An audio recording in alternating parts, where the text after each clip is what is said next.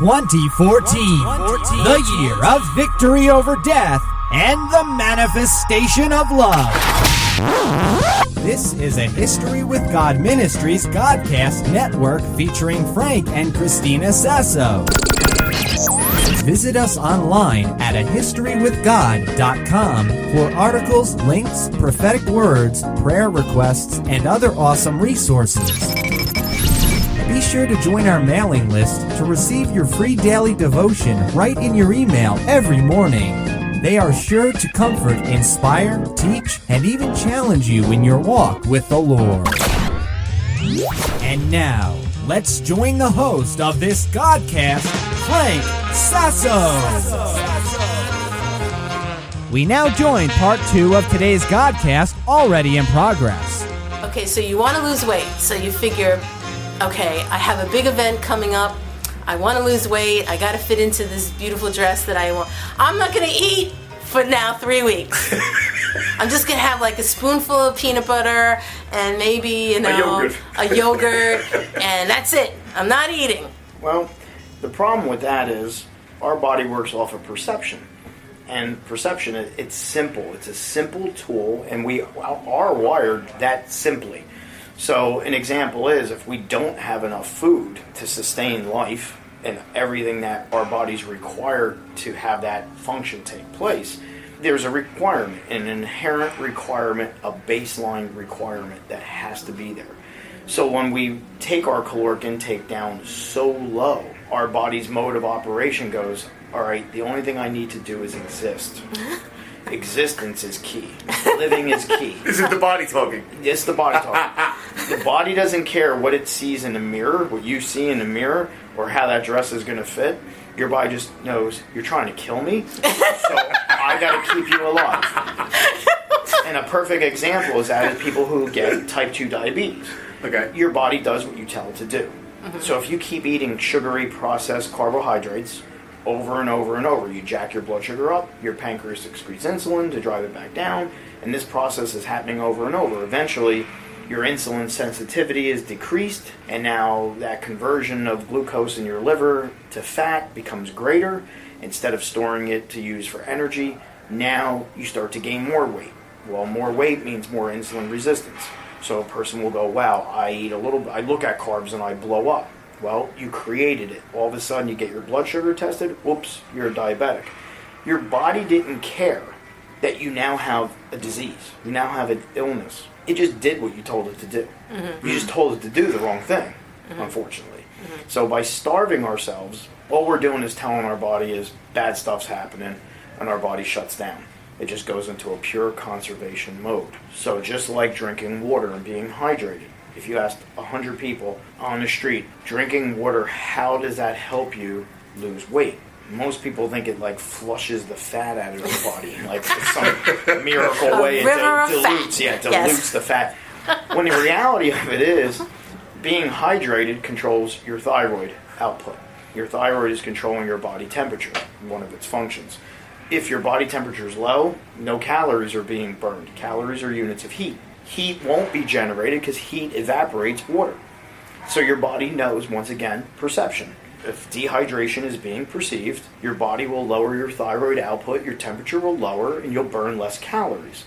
So people say, well, yeah, I don't really do good with water, but yet they're trying to lose weight. Mm-hmm. Well, you're never going to lose weight without drinking water. You're never going to lose weight without eating food either. So Weight Watchers does this. People work and live off of points, which are calorie driven. So you got a wedding to go to. So they say, well, I'm going to save my points for the whole day, and then that way I can eat at the wedding. When the reality is, you're telling your body, I'm not going to feed you for 6 to 8 hours, but when I do, look out, man. I'm going to give you alcohol, I'm going to give you a chocolate cake, I'm going to give you all the desserts and everything else. And then you go on Sunday, oh my gosh, I gained 3 pounds or 4 pounds. First of all, it's water related. You can't get fat in one day. But what you really did is you'll get fat 7 to 10 days from now from what you did, because that's how the body works, because you told your body, once again, perception, I'm not feeding you. So when you finally do feed it, it goes, thank you. I'm going to make sure I hang on to some of this because you're probably going to pull this again. I love how how the body thinks for itself. Oh, yeah. Yeah, and it sounds amazingly like Pat. Yeah. This is where the knowledge comes in to say, this is how my body works. Instead of fighting it, let me understand how it works. I tell people they don't have to have the knowledge I have, but you need to have more. And there has to be some fundamental level of knowledge to understand why you're making the decisions you're making, and now they make sense to you. Right. You're not doing it because somebody told you. You're doing it because this is how you're wired and how our bodies work. So once you know that, that's what makes things more easy to have, be more rational about your decision making, because it's not like, well, I read it in a book or saw it on the internet. Sure, right. Most people I'm helping now can go on the internet and look at anything they want and find out every bit of information, but yet there's less success. So then the information isn't what's helpful. Right. You need correct information that you can Exactly. apply. That's right. So I have some very knowledgeable people that I'm helping, but yet the knowledge that they try to seek out has actually made it worse for them. Oh my goodness. That's not uncommon either. So, Sure. You can't get to one place taking 10 different ways. And that's something I see that's a problem with people too, where they go ahead and it's like, okay, I'm going to go on this plan. But then they adjust it and they add something else in. And then one of their friends is doing this and they add a little bit of that and they try to make a blend. It never works. It will never work. And a lot of it is because none of the pieces really make sense. They don't work. They're all over. They're scattered. Right. So you need to follow one way. Right. But women inherently will do things that are contradictory to what works in this sense. I've had women that are having great success. They're doing awesome. And they're like, okay, if I'm doing X amount of cardio and then I'm eating X amount of carbs, I'll lower my carbs a little more and do a little more cardio. That's got to work better. And what ends up happening is it shuts off. And they see no result. Because now they've stepped over that line, there's too much demand, not enough fuel, and they shut their body off. And I've watched this happen, but that's just inherent to our nature, what we do. Yep. Those are the things, we're like, okay, this is working, I'll take it the next step. But you're already on that fine line of creating a deficit in your body. Once again, it's perception. At 24 hours of the clock, your body's going, okay, you just burned 800 calories in that class you just did. You're eating 1,300 for the day. So for the other 23 hours of the day, you're supposed to get by on 500 calories. Good luck with that. That's not happening. It's not going to work. So we wonder why we don't see results. We're usually our own worst enemy. Yeah. What about, I know because I've done this, okay, I'm not going to, and I know I'm kind of repeating this, but I just want to see if there's somebody out there who's having the same thought. But I do this, so here's the scenario. I'm not going to eat breakfast in the morning. I'm going to do my workout first. I'm going to work out, burn those calories from the night before, and then I'll eat something after I've worked out, maybe at around noon or 2 o'clock. So I'm not going to eat. My last meal was before I went to bed, and I feel guilty about that meal. Shouldn't have ate so much. So I'm just not going to eat until the next afternoon.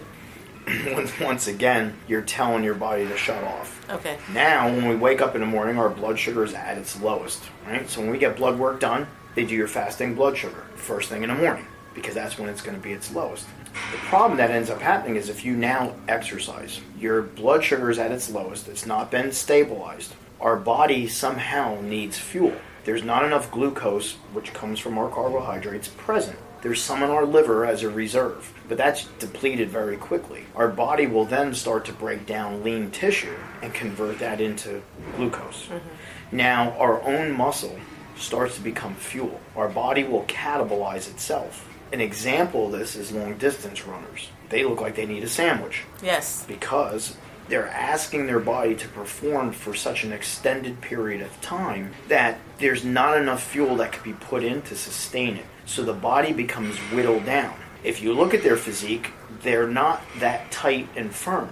No. They kind of flap Jiggly, around and yes. jiggly and move around, even though they're a skinny person. They're thin, they're streamlined. If you look at a sprinter, sprinters have phenomenal physiques, men and women both. And they're muscular. They have the butt and legs that most women would kill for.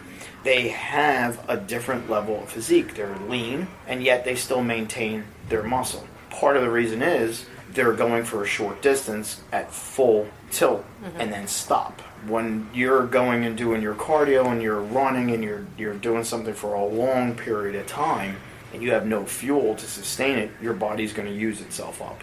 And now the big picture and the downfall that creates is you now have less of you. Your furnace has become smaller. So every pound of lean muscle burns approximately 350 calories a week. So now if you, over time, let's say, and it's very easy to do, let's say in a month you're like, right on, I lost 5 pounds. I'm doing awesome. But if that 5 pounds came from muscle, that's 1,750 calories a week you can't burn. That means you would need to decrease your caloric intake by 250 a day to stay the same. Oh, wow. my gosh. So now this is how we paint ourselves into a corner calorically, because we've used up our furnace. So if we need to maintain our lean muscle, and this is important for women. Men, we have more. So yeah, men can lose weight faster than women because there's more of us to utilize food, even sitting still. More muscle. There's more muscle. So because we can calorically be more efficient, it's easier. Women have a harder time. There's less of you. The last thing you want to do is destroy any of that tissue. So anybody, once again, I hate to beat up on Weight Watchers, but because it's caloric driven, at some point, anybody who's done Weight Watchers, they're doing great, and their points get reduced further. And a person's like, wow, I'm doing great. Why would you take more food away? Well, they know out of the 20 pounds you lost, 5 of it was from lean muscle. If they didn't create more of a reduction, you'd stop losing. Well, at some point, you're standing in a corner looking at your plate of food going, there's not enough here. I can't live on this little scrap. So as soon as you start to eat the same amount of food you used to, you gain weight extremely quickly. Oh, okay. Because now there's not enough of you to use that food. To burn it. So the whole goal is to maintain your furnace. So whether you're a man, a woman, a bodybuilder like myself, a housewife who's has no aspirations of being an athlete. I have a woman that's 84 years old. It doesn't matter to Anita that she's going to never get on stage and be an athlete, but it matters that she keeps her lean muscle, because that's what's going to metabolically keep her sound and healthy. Right. So that physiology and that common denominator is in all of us that we need to not neglect. And I have to say, my education through sports nutrition is what's allowed me to help more people than my standard education in nutrition. It's totally different, because as athletes, we eat at a higher level for performance. Well, you couldn't have a higher level of performance running on pump gas that we would put in a regular automobile. In race cars, they have race fuel. So we perform and get the body to do things the average person can't do. It's because of our fuel, not because we're inherently better. Our fuel is much better. But that comes down to function. So my diabetics I work with all do well. I have one athlete right now, it's a type 1 diabetic. He's getting ready for a bodybuilding show. His body fat's 3.5%. Wow. Even having to use insulin 6 times a day with all his meals. I reduced the amount of insulin he needs because of the type of food. Yet he's still an athlete, even though technically he's broken. We could still have success. And my other diabetics, who are type 2 diabetics, which was done because of their poor eating or lack of exercise, can be fixed as well and do fantastic. And people always ask, how did you manage that for that person? Did you do something special? And I said, no, they eat like me. And they're like, well, you don't have diabetes. And I say, exactly. Because that's the right way to eat. Right. So, and it all comes back to inflammatory foods. All the things that we're doing, that's where all illness starts, is with inflammation. So if you're controlling those inflammatory foods, you're not getting those disruptions in our body that cause fatigue, that we all feel at 3 o'clock in the afternoon. We want to put our head down. Take a nap. Exactly. Or we eat that bad food, and that same response happens. That's because you're in a hypoglycemic event, and now the fatigue you feel is from inflammation within your cells. You weren't out digging a ditch, you weren't doing anything physical. You could have been sitting at your desk in front of a computer, and you just want to put your head down and sleep, and you have to say, why am I tired? You're tired because you're inflamed. And if you do that mid-morning, mid-afternoon, and then again after dinner, you'll never make it to the gym, because you're going to say, well, I don't have time to get to the gym. Yeah, you did. You were just sleeping on the couch because you were blacked out from what you did all day. You had the time. You were just asleep. That's right. So, reducing that inflammation matters and to our health overall. Okay, one more scenario. This is the bane of many men on long road trips. Why is it that so many women have trouble holding their water? Like, honey, stop at the rest stop. But we just stopped an hour ago. Hold it. You can hold it. No, I got. Or you hear, I don't drink water because then I'd pee all day. Water is a necessity of life. Yes. Roughly 65% of our lean body mass, which are our bone, water, organs, and tissue, is water. There would be no life without water. We can go weeks, a month without food, but it's a matter of days without water and we're dead. Once again, like I said about water and our thyroid, it impacts our bodies and regulates our temperature. So when a person starts to drink water, it's a pretty easy way to gauge how much we should drink. Everybody wonders how much.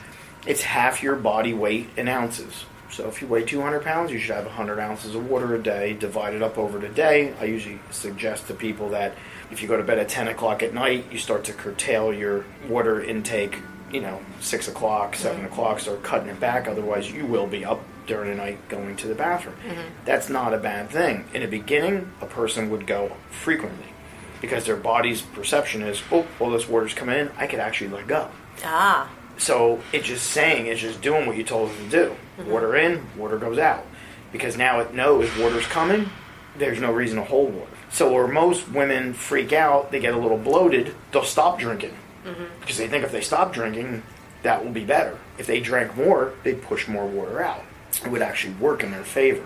You can almost tell when you're dehydrated. I have trouble clenching my fists. It almost feels like, my hands are swollen. Right, because water plays a role in the cell for muscle contraction. It's necessary to allow that to happen. It's also carrying sodium, which is a necessity. You can't have muscle contraction without sodium either. So people get scared of salt. If you have high blood pressure, you should limit your sodium intake to some degree. But if you're drinking adequate amount of water, sodium is our friend. It's not our enemy. If we don't drink water, then we go out and have Chinese food and our feet and our hands are swollen because of the amount of sodium that's in there. But if you drank a lot of water, you would not retain the same amount. Eventually, from drinking more water, you don't go to the bathroom as much. It starts to curtail. Your body finds homeostasis in that new balance where you were with less. Body behaves the same way with more. You're just in a better state. It's just like everybody's weight bounces around up and down a few pounds. The goal is, can you get it to bounce around a couple pounds in a good place?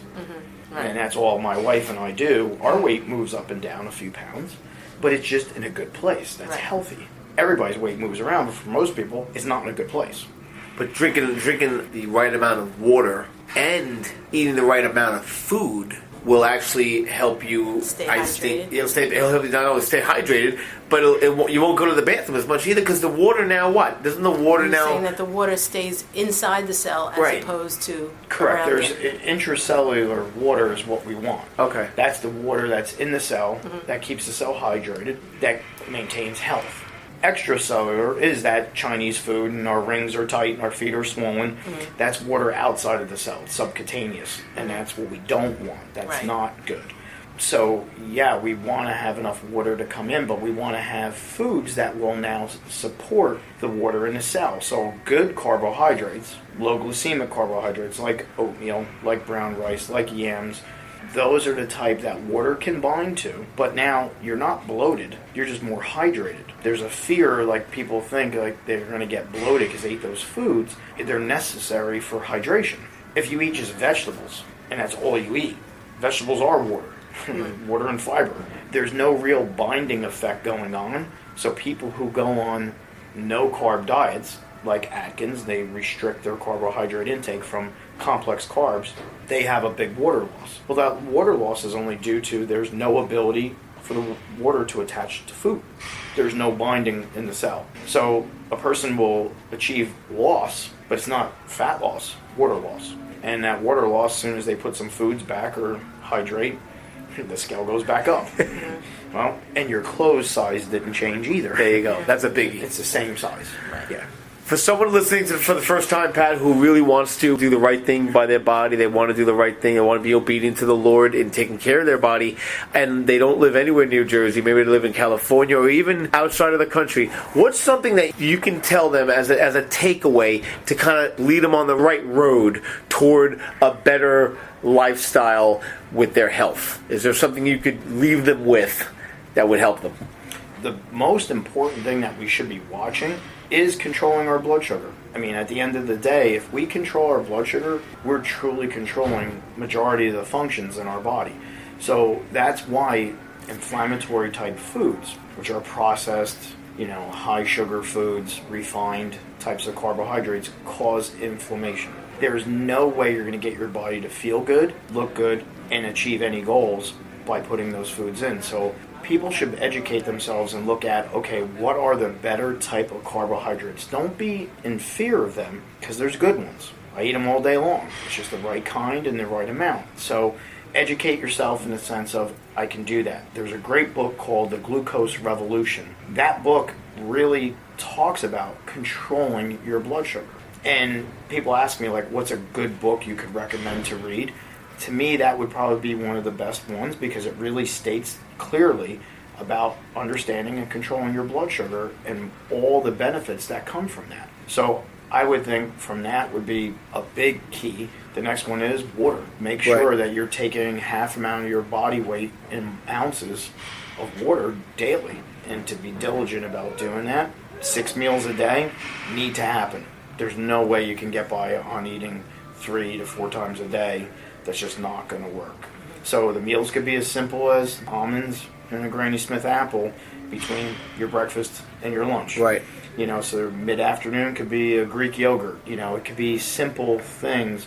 And the whole thing, too, don't get scared about eating before bedtime. So we all eat before we go to bed, usually an hour before, but it's the right kind of food that enables healing that occurs while you sleep. Contrary to what most people think, you can eat before bed. I've been doing it for the better part of my life. So have all my clients, my wife, and they all have wonderful success. Because the reality is, you're sticking something in your mouth at night, more than likely. And it's usually bad. It might as well be good. Right. Listeners who are interested in getting in touch with Pat Greco for yourself, you can go to exiletraining.com. So that's EXILE training.com. There's a link for it right on our website, ahistorywithgod.org, as well as your phone number's on there and all your contact information, your email, all that good stuff. And hey, wait a second. What? Pat's saying all this great stuff about nutrition and health and fit, and I look over and there's a box of Oreos on his counter. What is that all about? And it's not even just a regular box. It's a 10-pack Costco box of Oreo cookies. Yeah. Dude, are you kidding? Oreos are awesome. Wait, Oreos are awesome! I want to see the nutrition effects on that thing right now. Let me see that right now. Come here, bring it over to me. Christina's getting the box. All right, Pat, he's being very quiet all of a sudden. Hang on a minute. Hang on a second. Hang on. Now, a serving size is 3 cookies. Who eats 3 cookies? Nobody. 160 calories, 1 gram of protein in 3 cookies, and the carbs are 25 grams of carbs in 3 cookies. What? Just explain yourself. How dare you? 2 of my clients, a husband and wife. Right. The gentleman now is down 104 pounds. Yeah. From what? He's lost 104 pounds. Oh, he's You're not down to 100. No. I'm a little tired right now. Bad. I'm a little tired.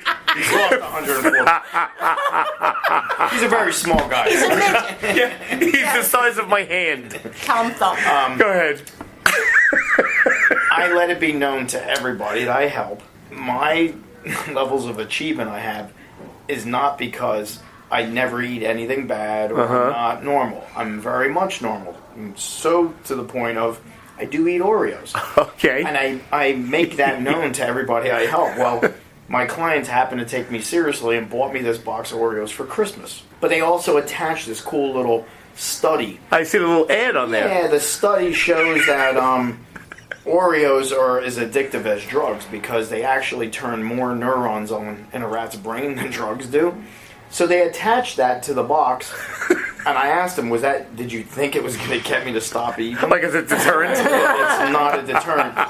And clients of mine have asked me, because I should say, the box is empty now, 10 packs of Oreos in here. They're like, how could you not want them? They're sitting right there in plain view. I said, it's simple.